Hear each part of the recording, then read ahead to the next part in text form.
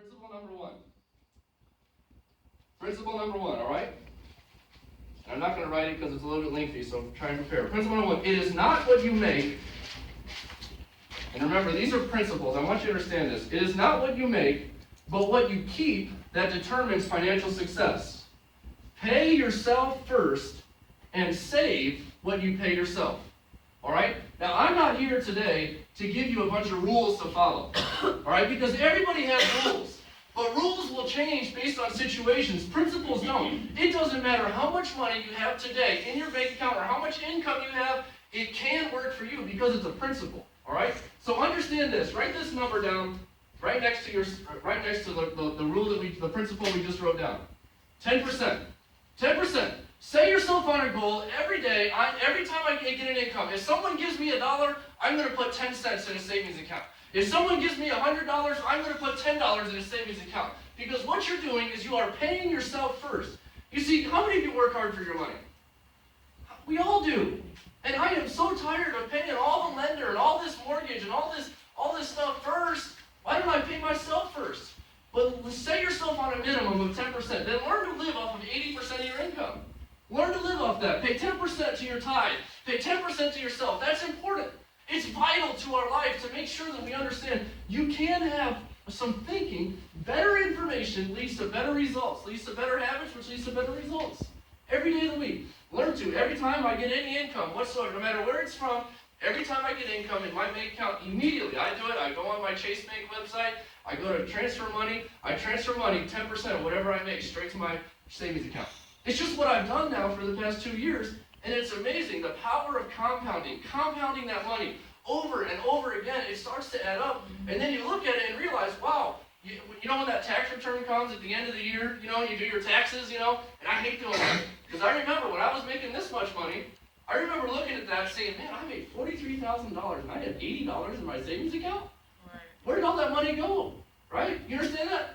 Are you with me on that? This is reality. We're not speaking in theory. We're speaking in reality right now that we understand that there is some real money issues here in our thinking.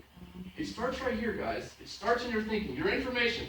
So I got so tired of seeing that, but now, with just a little bit more income than what I was making 2 years ago, I'm not going crazy on money right now, all right?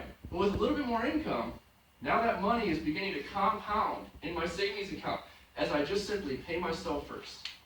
Take 10%. Every time someone gives you $1, pay yourself first, 10%. That's important. And then make sure you don't forget. Because in principle number 6, we won't talk about it today much, but principle number 6, we talk about it. Pay your tithe. That's important because it puts you in the mindset of abundance. It puts you in an idea that hey, I can actually help somebody else out, and I can benefit a cause greater than myself.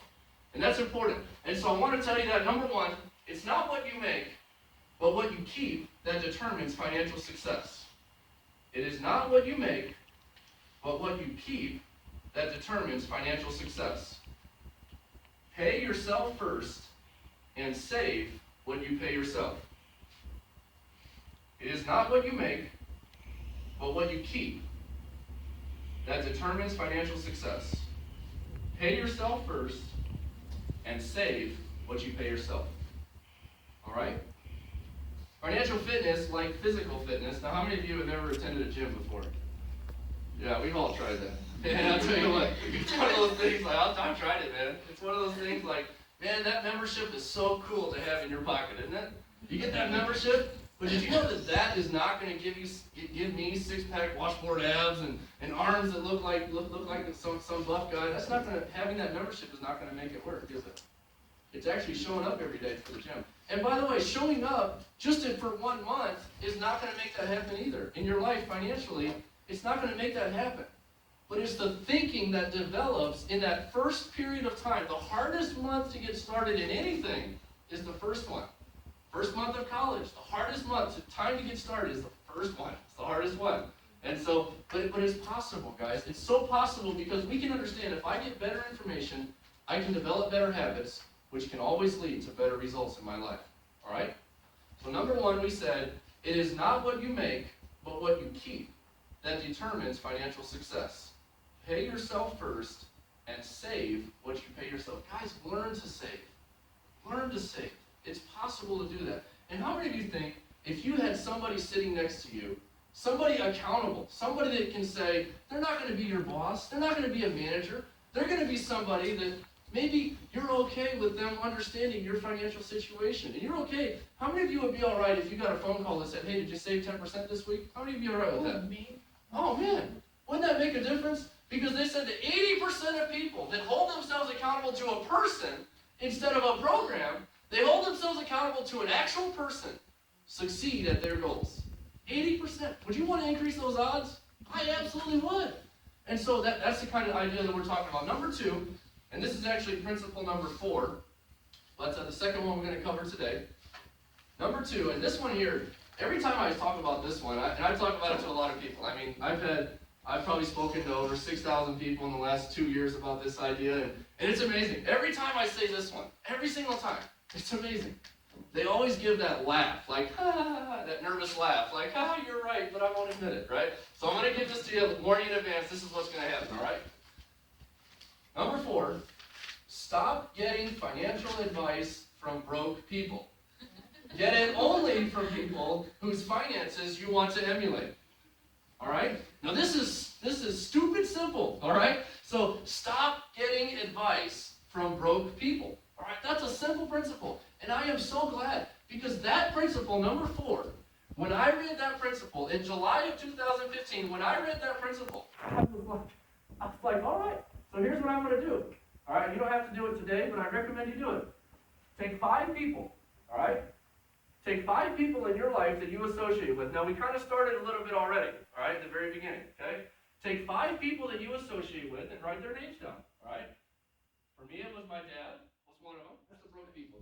It's very easy to identify them. So stop taking advice from them, all right? And stop doing it, because we can stop that today, all right? So then next, then we have the status people, all right? Now, these are tricky. These people are a little tricky, okay? The status people, these people here, they look like they have financial success, but they don't, all right? They drive really, and it's okay to drive nice cars, don't get me wrong, but they drive really nice cars, but they don't own that car, right? They have no plan whatsoever for getting out of debt, but they make a lot of money. They make a lot of money. And that's where I was. You see that? I had $43,000 of income. I was like, woohoo, I'm rich. But I'm going to spend this much, and I'm going to look like I have a lot of money. I'm going to eat at restaurants that I've never eaten at before. And spend all this money on restaurants. For some reason, why a restaurant? You know? But I began doing this, and but the status people live in a quadrant where they might make I sat with a man the other day. He works in downtown Chicago. He's a lawyer. He said, Daniel, I make $300,000 a year. How many of you would know what to do with $300,000 a year? None of us. We wouldn't even know what to do with it. But this man said, he showed me his financial situation. He said, Daniel, I spend $500,000 a year. Is he making more money than me right now? No, not at all. Why? Because I pay myself first every time. I give myself 10%. Is he giving himself 10%? No, he can't afford it. He lives right here. I sat with a lawyer on Monday, this past Monday. She's a student in Keller Law School. Her name is Naomi. I sat with her. She said, I was sitting in class, and my professors in college said that I had to finance a really nice car so I could impress my clients. That's status, guys. That's where they want to live, and that's where we don't need to live our lives that way. But that's how we can identify people like that. All right, and we can identify ourselves. I was there. I went from here. I said, I'm tired of being broke. I'm going to hop over here where I can look like I have money. So then I move up here to the tightwad quadrant, where they're the people that are always shutting off the lights. You know, you see them. They're aggravating, aren't they? They're so aggravating. But at least they have a plan for getting out of debt. As a minimum, they're secure in knowing they're on their way out of debt. They don't really know how to make more money. They don't really know how to pay themselves first. They're getting better information, but it's not like really good information. They're just getting out of debt. And that's a good thing. You ought to be getting out of debt. But let me show you this, though, that now my wife and I, it's so cool. It's crazy how it works. It's nuts.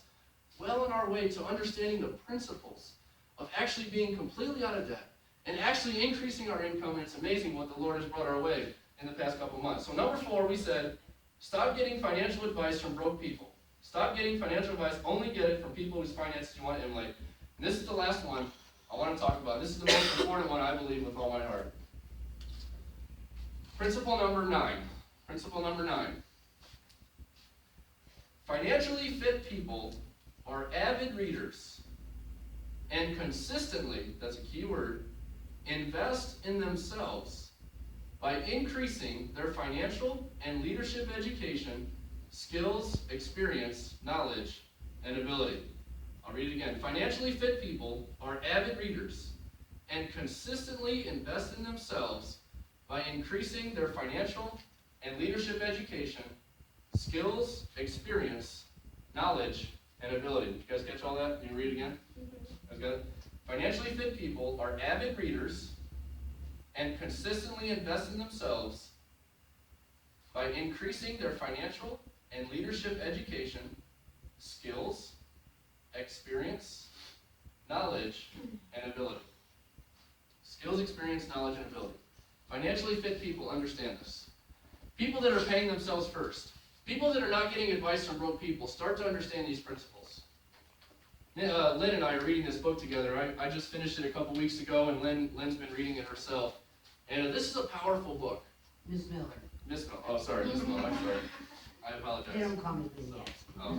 Miss Miller. Miss Miller has been reading this book, and she and I have been reading this book. I read it a couple weeks ago, and I couldn't help but tell her about it because she's an educator that really wants to leave a legacy for you guys, a legacy in her life. But I'm going to read you a simple excerpt. How many of you ever heard of Frederick Douglass? Great guy. That guy did some amazing things for the cause of slavery in our country. Did some amazing things. But let me tell you something he wrote in his memoir from 1845, a book called The Narrative of the Life of Frederick Douglass, all right?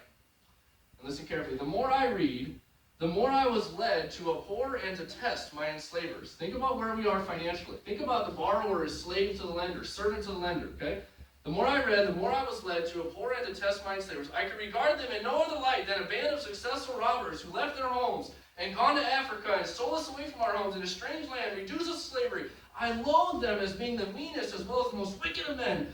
Listen, as I read and contemplated the subject, behold, that very discontentment which Master Hugh had predicted would follow my learning to read had already come, to torment and sting my soul to unutterable anguish. This is a slave writing this. This is a guy that was not taught how to read until he was almost a teenager. Okay? This is the value of reading. As I writhed under it, I would at times feel that learning to read had been a curse rather than a blessing. Because let me show you this. It was when Frederick Douglass understood how to read that he understood that freedom existed. Understand that. Think of where we are financially. We are borrower as slave to the lender, servant to the lender. It was when he understood how to read that he understood that freedom existed. You see, and he had to do something about it. How many of you, if you understand freedom is real, you want to do something about it? Absolutely I would. And it takes courage. It took him a lot of courage. It took him a lot. But he did some wonderful things, and I'm so happy he did. He helped a lot of people, true, wonderful people, really genuine people, human beings, get out of their slavery. But he helped them in a tremendous way. And he said, there was no getting my condition. There was no getting rid of it. It pressed upon me. The silver trump of freedom had roused my soul to eternal wakefulness. He couldn't rest carefully. He couldn't rest well knowing that freedom exists. And guys, Miss Miller has invited me here today to let you know freedom is real. It actually exists. We don't have to live this way. And we can actually understand that by simply picking up a book and reading it. But the problem is we are so bogged down by paying debt to the central bank, the borrower, and going to our work every day. How many of you say, I'm too tired to read? You ever said that before? Absolutely we are.